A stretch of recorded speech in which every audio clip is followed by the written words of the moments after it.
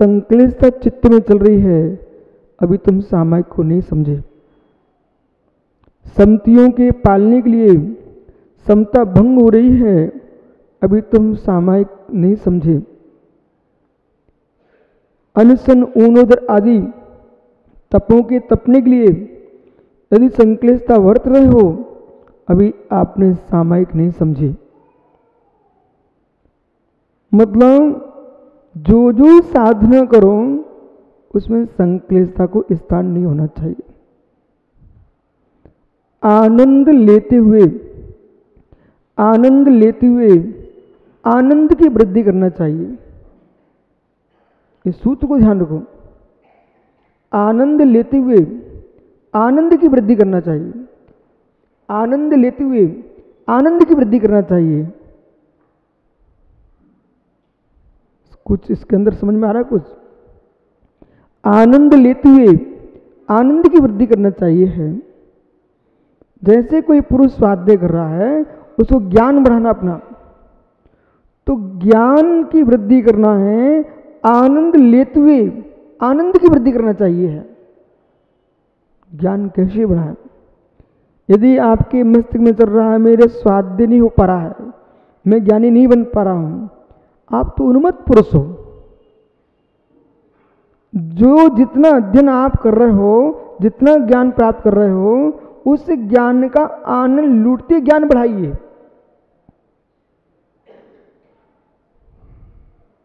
तात्पर्य, बहुत सारे श्रावकों के साथ भी कर्म उदय में आता अंतराय पड़ता है। बहुत सारे श्रवणों के साथ भी कर्म आता अंतराय डालता है। उदाहरण के लिए, एक बहुत अच्छे श्रावक के घर में साधक चर्या को गया। उस चर्या को जाते समय श्रावक ने नवदा भक्ति की। नवदा भक्ति के उपरांत उसने मुनिराज के लिए भोजन दिखाया। आहार सामग्री दिखाते समय उसने इतना सुंदर भोजन बनाया था। उस भोजन को देख करके साधक के मस्तिष्क में प्रवेश कर गया, ओह आत्ती में ये सब लूंगा, बहुत दिन बाद तो मिला है। ऐसा परिणाम हो गया। माना कि यहां रुक जाइए आप, इसमें आश्चर्य मत करो आप। यदि ऐसा परिणाम हो भी गया तब भी वे साधु हैं। क्यों? 15 प्रकार का प्रमाण 6वें गुण स्थान तक होता है, और प्रमाण के वश होकर के उनके ज्ञान में भाव आ गए कि आज मैं अच्छे से आहार करूंगा। ऐसे उनके परिणाम हो गए, लेकिन नहीं भी होना चाहिए था। ऐसे भी परिणाम हो गए कि ये श्रावक इस सामग्री को पहले देगा तो मैं इसी से लूंगा। वहां क्या हुआ? थाली दूर रखी हुई है, दाता भक्ति से दे रहा है, पात्र के परिणाम जो है अति गद्धता में प्रवेश कर गए। जैसे पात्र के परिणाम गृद्धता में गए, यथालब्ध शब्द को भूल गया। वो यथालब्ध शब्द कह रहा था कि सब कुछ होने के उपरांत भी आपकी अंजलि में जो आएगा आप तो वही ले पाएंगे ना। यथार्थ में वही ले पाते, परंतु परिणामों में चल रहा था कि श्रावक को ये सब देना चाहिए मुझे। और जैसे भावों में गृद्धता बढ़ी, अमुक सामग्री मिलना चाहिए मुझे, मित्र वहाँ कर्मों में प्रडमन हुआ। यहाँ तुम्हारे सोच में प्रडमन हुआ, वहाँ कर्मों में प्रडमन हुआ। दाता देता रहा और बीच में तुरंत ही बाल आ गया, अंतराय आ गया। क्या हुआ? क्या हुआ? क्या तुम सुख भोग पाए उस भोजन का? गृद्धता बढ़ते ही आपको विश्वास न हो तो प्रयोग करके देख लेना। जैसे कि आप बहुत विद्वान हैं, प्रवचन भाषण करने के लिए खड़े हुए, प्रवचन के लिए बैठे, वो भावों में कालुष्य आ गया, मैं अमुक व्यक्ति से अच्छा बोलूँगा। ये कलुषता आते ही, क्योंकि आगम कथन कर रहा है, क्रोध, मान, माया, लोभ, काम, इन 5 के उपस्थित होते ही बुद्धि में बेकल आता है। डायरियों पर नोट कर लेना। काम, क्रोध, मान, माया, लोभ, इनके उपस्थित होते ही बुद्धि में विकल आता है और क्षण मात्र में बुद्धि तुम्हारी विपरीत काम करना प्रारंभ कर देती है। ये विषय तो बहुत सरल है, आपको कठिन नहीं लगना चाहिए। एक लाल मिर्च का टुकड़ा मुख में रखिए आप, वो तो नोक्रम था, तुरंत ही आंखों में नाक में पानी बहना प्रारंभ होता कि नहीं होता? होता कि नहीं होता है? प्रभाव पड़ा कि नहीं पड़ा? जैन आगम उपादानाधीन एकांत नहीं है, निमित्ताधीन एकांत नहीं है। निमित्त की उपस्थिति में भी कार्य में निमित्त में कार्य का कर्ता का आरोपण आता है। तो मिर्च खाते ही नाक में आंख में पानी बहने लगा, प्रारंभ प्रभाव पड़ा कि नहीं? जो व्यक्ति मुस्कुरा रहा था, किसी व्यक्ति ने अशुभ भाषण कर दिया उसके लिए, तुरंत ही उसकी मुस्कुराहट समाप्त हो गई, आंखों में पानी गिरने लग गया। मुख में जाने पर प्रभाव, शब्द सुनते ही प्रभाव, कानों पर शब्द पढ़ते ही बेकल हो गया। खुश बैठे थे आपको किसी ने आपके इष्ट के वियोग की बात की, आपका गला भराया, आपकी आंखें डबडवाने लग गई। मित्र, हुआ क्या? कुछ भी तो नहीं हुआ ना, पर प्रभाव पड़ा कि नहीं? बाहर का दृष्टांत दे रहा हूं।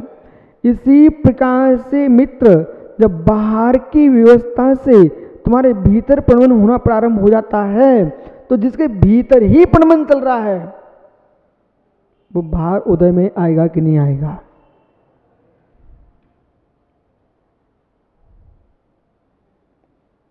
कोई भी कसाय का उद्रेक आएगा, कर्म प्रभावित कर देगा। इसलिए आनंद लेते लेते आनंद बढ़ाना चाहिए। सूत्र पर ध्यान दो। आनंद लेते लेते आनंद बढ़ाना चाहिए। आनंद प्राप्ति के लिए भी संकलेशता नहीं होना चाहिए। वही आहार की थाली जिस श्रावक ने श्रद्धा भक्ति से आपको दे रहा था, वो आपके लिए खड़ा था। क्रम क्रम से शांति से लेते, भाव विकलता ना थी, गद्यता के परिणाम न होते, मित्र विघ्न भी नहीं आता।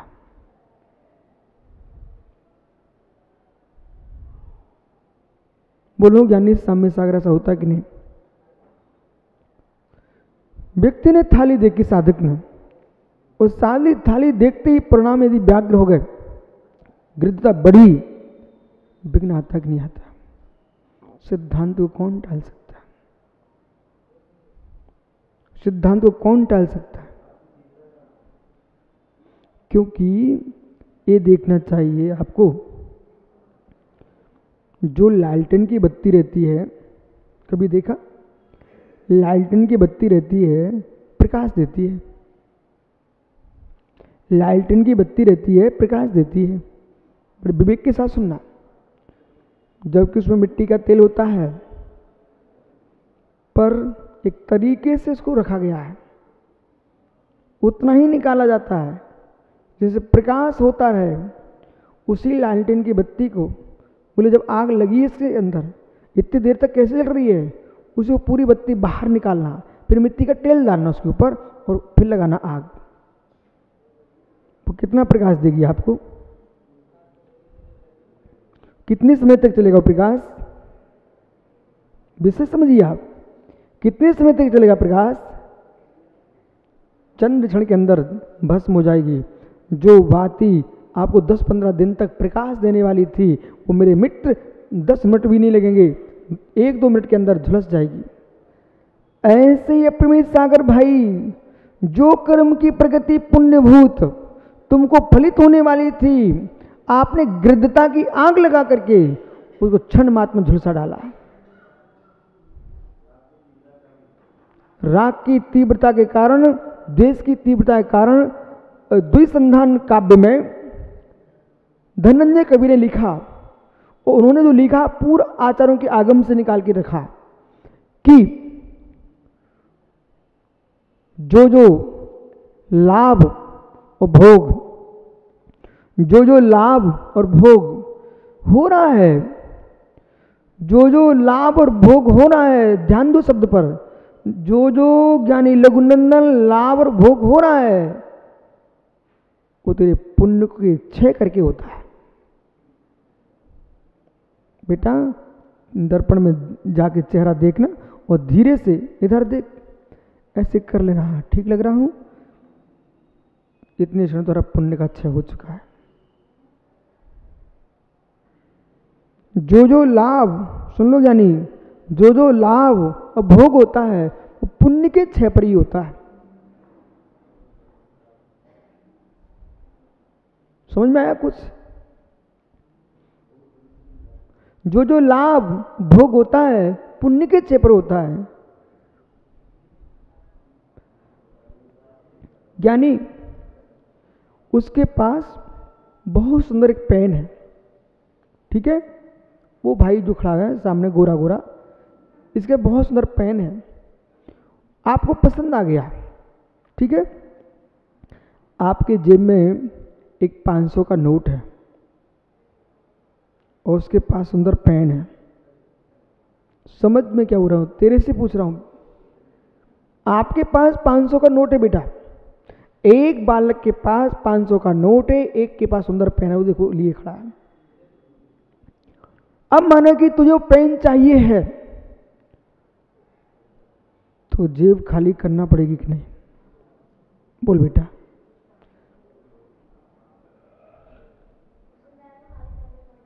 पसंद आ गया तुझे, अब बोल, करना पड़ेगी ना?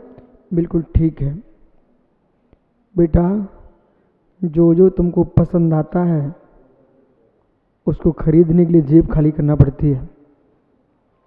पिताजी से पूछना, पिताजी से पूछना, बोले पिताजी आप जब मेरी माँ को मेरे नाना घर में देखने गए थे तो जेब खाली हुई थी कि नहीं? बिना जेब खाली के कोई काम प्राप्त होता ही नहीं बेटा, ठीक है ना? अब यदि तुझे उसका पेन पसंद आ गया तो ये तेरे 500 नोट खाली होंगे, जेब खाली होगी। लाभ के लिए, लाभ के लिए पुण्य का क्षय होता है, भोग के लिए पुण्य का क्षय होता है। तेरे जेब का पैसा पुण्य का द्रव्य था, उसके पास पेन था, उस पेन की लाभ प्राप्ति के लिए आपका पुण्य का द्रव्य खाली होगा। बैठो दोनों, अब सुनिए ध्यान से। लाभ के लिए, भोग के लिए जैसे जैसे जीव एक क्षण मात्र को कोई भी भोग भोगता है उतना पुण्य नष्ट हो जाता है। वृद्धावस्था आते आते, वृद्धावस्था आते आते सम्मान में कमी क्यों आने लगती है? घर के बेटे भी उतना सम्मान नहीं देते। जो बहुएं पहले प्रारंभ में जिस दृष्टि से देखती थी, समय आते आते एक दिन आ जाता है कि सासू और ससुर एक सामान्य में आ जाते हैं और स्वामित्व तो बहू के हाथ में आ जाता है। ये सत्य है कि नहीं? ससुर साहब को पूछना पड़ता, बेटा कुछ बना क्या? और भाषा ऐसी होती है बिल्कुल मांगने जैसी होती है। एक वृद्ध पिता को 10 का भी नोट चाहिए है तो वृद्ध पिता जिसने करोड़ों की संपत्ति बेटे को सौंपी है उसे 10 का नोट मांगना पड़ता है बड़ी लज्जा के साथ। और वो जो बालक, उनका ही पुत्र, जब 10 का नोट पकड़ाता था हुंकार के साथ, लो,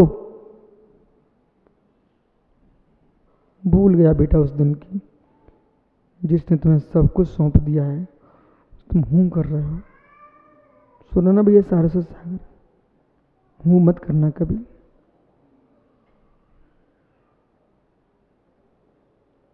समाधि का जब काल आता है, गुरु महाराज ये तो संग छोड़ के चले जाते, नहीं गए तो उनको ये दृष्टि रहती है, जिन शिष्यों को ज्ञान दिया, बोध दिया, सब कुछ किया, एक शंका के समान ही उन्होंने 1000 बार पूछा था, तब उनको समझाया था। और वृद्ध गुरु कदाचित पूछ ले बेटा ये कैसा हो गया, बोले क्या समझते नहीं हो, ये शब्द जो था धनुष बाण से भी कठोर था, इसलिए जब जब ऊपर उठो इस बात का ध्यान रखते हुए,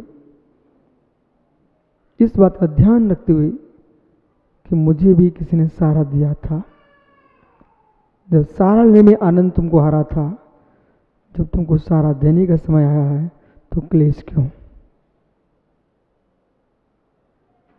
इस सूत्र को लोग भूल जाते हैं।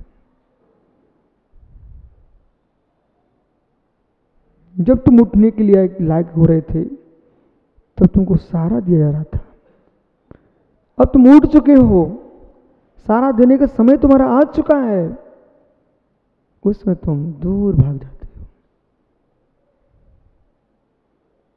ये बटलोई के पेंदी का काम नहीं है, ये बटलोई के ढक्कन का काम है।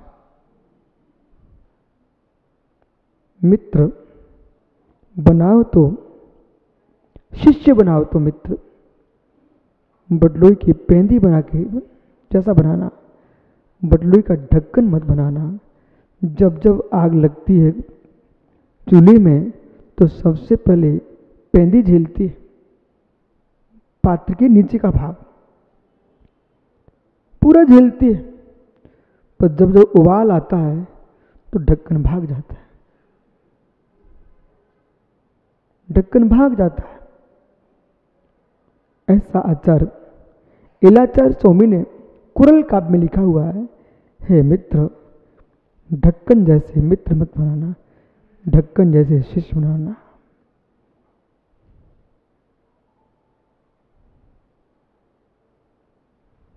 समझ में आ रहा है? जब समय आएगा दूसरे को सहारा देने का तब हम चले जाएंगे।